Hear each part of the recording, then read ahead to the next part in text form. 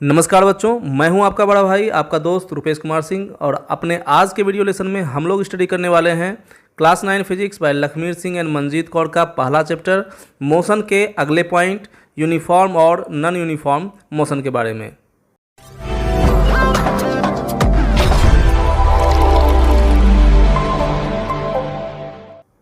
Students, uniform motion में जो uniform word है उससे ही इसकी मीनिंग क्लियर हो जाती है। यूनिफॉर्म का अर्थ है कांस्टेंट थ्रू आउट, यानी हमेशा के लिए एक जैसा, हर डायरेक्शन में एक जैसा, हर सिचुएशन में एक जैसा, है ना। अब अगर हम मोशन के लिए यूनिफॉर्म की बात करें तो मूविंग पार्टिकल से जुड़ी हुई कौन सी कैरेक्टरिस्टिक्स हैं जो बदल सकती हैं? Yes, you are right. Moving object की स्पीड और मूवमेंट का डायरेक्शन, ये दोनों ही टाइम के साथ चेंज हो सकते हैं और इन्हीं दोनों फैक्टर्स पे मोशन डिपेंड करता है। कोई भी ऑब्जेक्ट अगर मोशन में है तो अगर हम लोग उसके मोशन को डिफाइन करना चाहें तो उसकी जो दो कैरेक्टरिस्टिक्स हैं, बेसिक कैरेक्टरिस्टिक्स हैं जिस पे मोशन डिपेंड करता है, वह है मूविंग ऑब्जेक्ट की स्पीड और मूवमेंट का डायरेक्शन।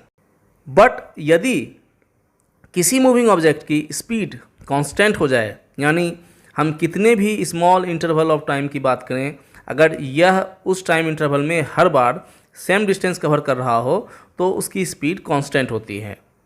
इसी के साथ अगर ऑब्जेक्ट एक स्ट्रेट लाइन पाथ पर एक फिक्स्ड डायरेक्शन में ही मूव करे तो हम कहते हैं कि ऑब्जेक्ट यूनिफॉर्म मोशन में है।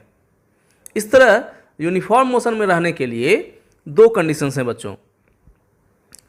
पहला, ऑब्जेक्ट एक स्ट्रेट लाइन पाथ पर एक फिक्स्ड डायरेक्शन में ही मूव कर रहा हो, यानी अगर ऑब्जर्वेशन के स्टार्ट में वह ईस्ट की ओर मूव कर रहा था तो उसके मोशन का डायरेक्शन ऑब्जर्वेशन के पूरा होने तक ईस्ट ही होना चाहिए।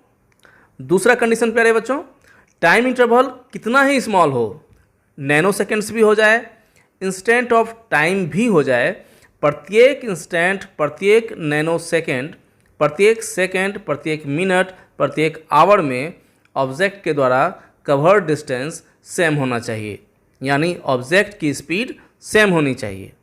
इस तरह यदि हम टाइम को एक्स एक्सिस और डिस्टेंस या डिस्प्लेसमेंट को वाई एक्सिस पर रखते हुए डिस्टेंस टाइम ग्राफ खींचें तो हमें जो ग्राफ मिलेगा वह एक स्ट्रेट लाइन के रूप में मिलता है। Now the question rises, does uniform motion really exist in nature?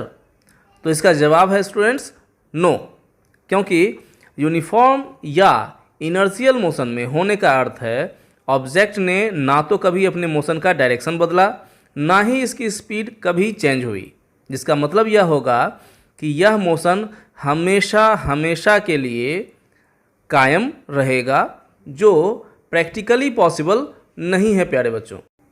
इस तरह का मोशन हम कभी क्रिएट नहीं कर सकते बच्चों, ना ही नेचर में ऐसा मोशन मौजूद है। हाँ, ये सच है कि अर्थ बिना रुके फॉरएवर हमेशा के लिए सन के अराउंड रिवॉल्यूशन करती है, पर इलिप्टिकल पाथ पर होने के कारण हर पॉइंट पर इसका डायरेक्शन ऑफ मोशन चेंज हो जाता है।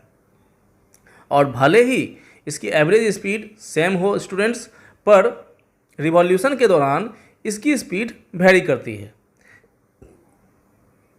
इसलिए अर्थ का रिवॉल्यूशन भी यूनिफॉर्म मोशन नहीं है बच्चों। तो स्टूडेंट्स, आप पूछोगे कि जब यूनिफॉर्म मोशन एग्जिस्ट ही नहीं करता तो हम उसे स्टडी क्यों कर रहे हैं भला?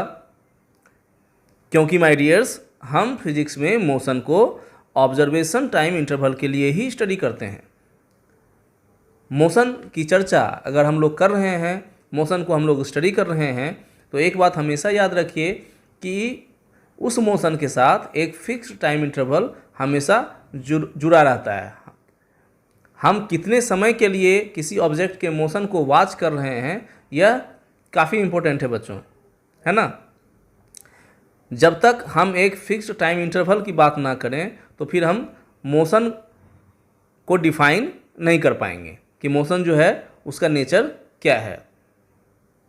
स्मॉल ऑब्जर्वेशन टाइम इंटरवल के लिए ऑब्जेक्ट बिल्कुल स्ट्रेट लाइन पर फिक्स्ड डायरेक्शन में मूव कर सकता है और उसकी स्पीड भी उस स्मॉल ऑब्जर्वेशन टाइम इंटरवल के लिए कांस्टेंट रखी जा सकती है। जैसे एग्जाम्पल के तौर पे एक बिल्कुल स्ट्रेट रेलवे ट्रैक पर कांस्टेंट स्पीड से मूव करती हुई ट्रेन को कंसिडर कीजिए, है ना। ट्रेन जो है वो बिल्कुल स्ट्रेट रेलवे ट्रैक पर मूव कर रही है और उसकी स्पीड जो है वो बिल्कुल कांस्टेंट है।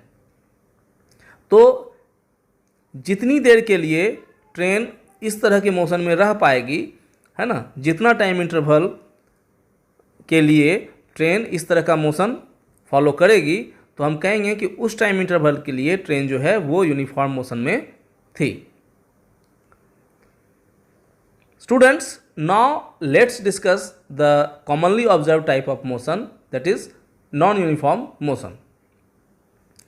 सपोज आप अपने घर की छत से एक बॉल जस्ट ड्रॉप करते हैं, तो यह पहले सेकंड में 4.9 मीटर, दूसरे सेकंड में 14.7 मीटर और तीसरे सेकंड में 24.5 मीटर, और इस तरह प्रत्येक अगले सेकंड में पहले से ज़्यादा डिस्टेंस कवर करती है।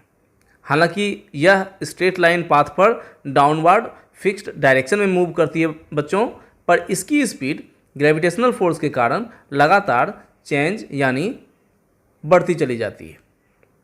इस तरह फ्री फॉलिंग बॉडी, है ना, free falling body under gravity जो है, ये मोशन जो है वो नॉन यूनिफॉर्म मोशन का एग्जाम्पल है ना। हमने देखा कि यहाँ डायरेक्शन भी फिक्स्ड था, है ना, और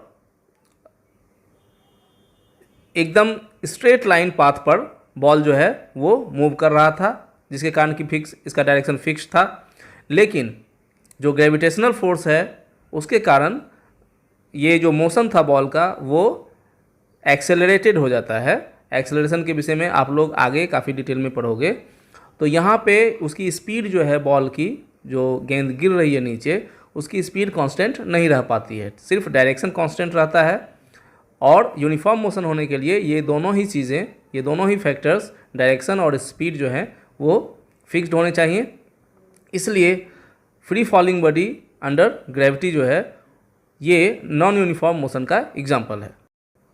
हमने पढ़ा कि बिल्कुल स्ट्रेट ट्रैक पर कुछ समय के लिए ट्रेन यूनिफॉर्म मोशन में रह सकती है, पर किसी स्टेशन से स्टार्ट होते समय उसकी स्पीड 0 से बढ़ रही होती है और अगले स्टेशन पर रुकते समय एक फाइनल स्पीड जो ट्रेन ने हासिल की होती है रुकने से पहले, उससे, है ना, उसकी स्पीड जो है 0 की ओर घट रही होती है। ट्रेन के रुकने का मतलब है उसकी स्पीड 0 हो जाना, है ना। और ट्रेन अगर रुकी हुई है और उसको अगर वो मूव करने वाली है, ट्रेन अगर मूव कर रही होती है, तो उसका मतलब है कि उसकी स्पीड जो है वो 0 से बढ़ रही होती है। तो ट्रेन की स्पीड जब वह एक स्टेशन से खुलती है तो उसकी स्पीड 0 से बढ़ती है, और जब वो अगले स्टॉपेज पर रुकती है तो उसकी स्पीड जो उसकी फाइनल स्पीड थी उससे घटकर 0 हो जाती है। इसलिए स्टार्ट होते समय डिस्टेंस ट्रेवल्ड पर सेकेंड, है ना, पर सेकेंड जो डिस्टेंस ट्रेवल्ड है यानी कि उसकी स्पीड, है ना, हम लोग स्पीड क्या है, speed is equal to distance travelled by time taken. तो स्टार्ट होते समय डिस्टेंस ट्रेवल्ड बाय सेकेंड पर सेकेंड का वैल्यू जो है वो बढ़ता जाएगा और रुकने के समय इसका वैल्यू घटता जाएगा। इस तरह ट्रेन जो है वो नॉन यूनिफॉर्म मोशन में होगी। प्यारे बच्चों, कोई ऑब्जेक्ट यूनिफॉर्म मोशन में है या नॉन यूनिफॉर्म मोशन में, यह हम उसके डिस्टेंस टाइम ग्राफ को देखकर जान सकते हैं। यूनिफॉर्म मोशन में यह एक स्ट्रेट लाइन होगा, जबकि नॉन यूनिफॉर्म मोशन में यह एक कर्व्ड लाइन होगा। Students, please note that in uniform motion magnitude of displacement is equal to distance. इसलिए हम लोग डिस्प्लेसमेंट की जगह फ्रीक्वेंटली डिस्टेंस वर्ड यूज़ कर रहे हैं। याद रखिए कि यूनिफॉर्म मोशन और मोशन विथ यूनिफॉर्म स्पीड दो अलग अलग चीज़ें हैं। यूनिफॉर्म मोशन को इनर्शियल या अनएक्सेलरेटेड मोशन और नॉन यूनिफॉर्म मोशन को एक्सेलरेटेड मोशन भी कहते हैं। तो मेरे प्यारे बच्चों, आज का वीडियो लेसन हम लोग यहीं फिनिश करते हैं। ऐसे ही अपने लाइक्स, कमेंट्स और शेयर द्वारा अपना प्यार अपने इस चैनल को देते रहिए। तो बने रहिए आपके अपने चैनल के साथ और तैयार रहिए अगले वीडियो लेसन में आने वाले इंटरेस्टिंग एंड एक्साइटिंग फैक्ट्स के लिए। तब तक के लिए दीजिए अपने बड़े भाई को इजाज़त। बाय।